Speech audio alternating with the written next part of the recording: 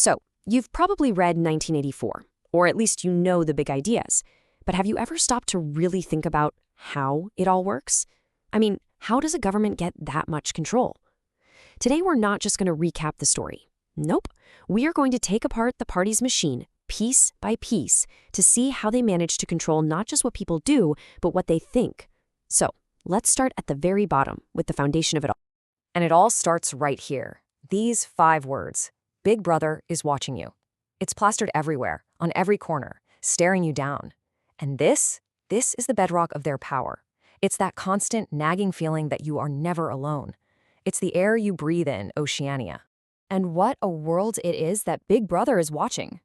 Orwell paints this picture of a London that's just crumbling. Rotten houses, dust in the air, and absolutely no color. Everything is gray and grim, except, of course, for those posters. And you've got to understand, this isn't an accident. The bleakness, the decay, it's all part of the plan. It's designed to crush your spirit, to make you feel hopeless from the moment you step outside. All right, so let's zoom in on that. Let's talk about the individual's reality. What is it actually like to live day to day, to be one person trying to survive inside this soul-crushing machine? This right here, this is the heart of Winston Smith's struggle. The party's main goal is to just completely cut you off from the past. Imagine they rewrite history so often and so completely that your own memories start to feel foggy, unreliable. And that's the real genius of it, isn't it? If you can't trust your own memories, what can you trust? You're adrift. You've lost your anchor. You've lost who you are. So if your own mind is no longer a reliable guide, what's forcing this confusion on you? Well, that brings us to the machinery of control. Let's look at the actual tools the party uses, the nuts and bolts of their state. Okay, look at this. This is where things get really twisted. The party's main weapon is to take language and just turn it completely upside down. You have the Ministry of Peace, which runs the wars, the Ministry of Love, which is basically a torture chamber. You see what they're doing? They're attacking the very idea of meaning. If peace means war, then words mean nothing. Truth is just whatever the party says it is today. And they have a plan to make this permanent. It's called Newspeak. Now, this isn't just about creating a new language. It's about destroying language. The goal, the whole point, is to make the vocabulary smaller every single year. Why? Because if you don't have a word for something, like freedom or rebellion, how can you even think about it? It's genius in a terrifying way.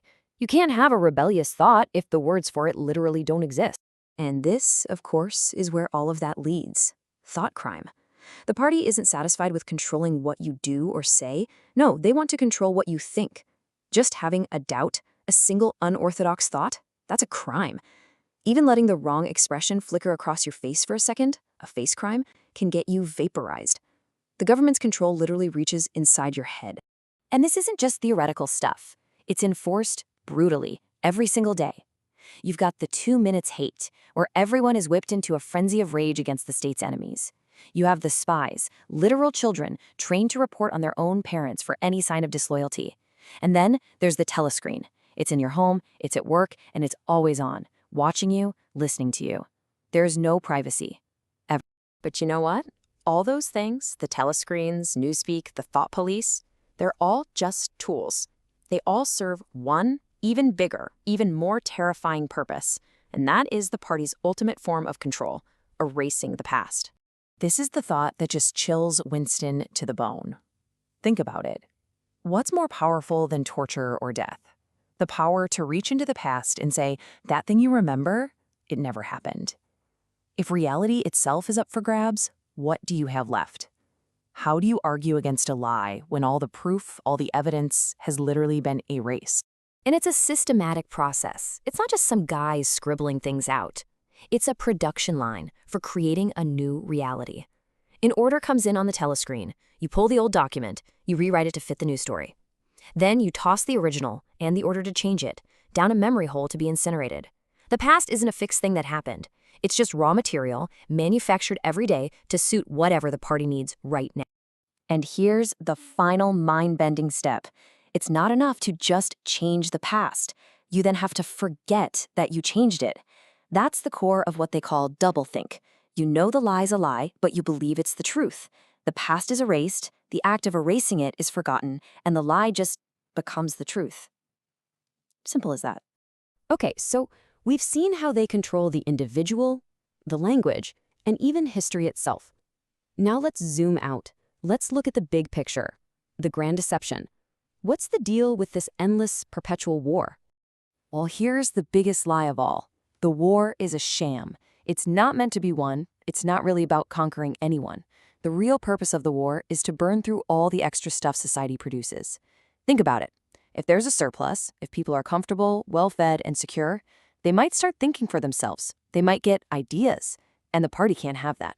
So the war keeps everyone poor, scared, and desperate. It creates a permanent state of crisis. Which brings us to the party's 3 famous slogans. These are the pillars of their whole philosophy. First up, war is peace. How does that work? Simple. As long as there's a big, scary enemy to hate out there, everyone at home is united. The constant war prevents any real conflict from breaking out inside Oceania. It creates a twisted kind of peace. Next, freedom is slavery. The party's argument is that an individual on their own is weak, pathetic, and doomed to die. But if you give up your freedom, if you totally merge yourself with the party, you become part of something powerful and eternal. So in their logic, total slavery to the state is actually the only way to be free from failure and death. And the last one, ignorance is strength. This really ties it all together. If the people have nothing to compare their lives to because the past has been erased and they know nothing of the outside world, how would they ever know they're oppressed? They just accept their reality. The total ignorance of the population is what gives the party its unbreakable strength. So you have to ask, why? What's the point of all this? Is it for some greater good? A stable society? What is the ultimate goal? Well, deep inside the Ministry of Love, we finally get the horrifying honest answer. And here it is, straight from the horse's mouth. O'Brien just lays it all bare. We are not interested in the good of others. We are interested solely in power. There's no noble cause. There's no endgame utopia. Power isn't the means to something else. Power is the point. The whole goal is just total control over another person's mind. This is what makes the party different from every dictatorship that came before. Past tyrants at least pretended they were about love or justice. The party, they don't even pretend. They're proud of it. Their civilization is founded on hatred, fear, and rage. It's a system that runs on the worst parts of human nature, by design. So what does the future hold in a world like this? Is there a light at the end of the tunnel? Nope. O'Brien is crystal clear. Progress in our world will be progress towards more pain. The future isn't getting better. It's designed to get worse, more cruel, more painful, forever. And this is the image that sums it all up. Everything we've talked about, newspeak, the memory hole, the endless war, it all leads to this single, brutal picture. The party's vision of the future is a boot, stamping on a human face, over and over and over again, forever. Orwell wrote this book as a warning, and you have to wonder, right? We live in a world of digital footprints, where history can be edited with a few keystrokes, and surveillance is just normal. So the real question isn't if Orwell's warning is still relevant. The question is, just how relevant has it become?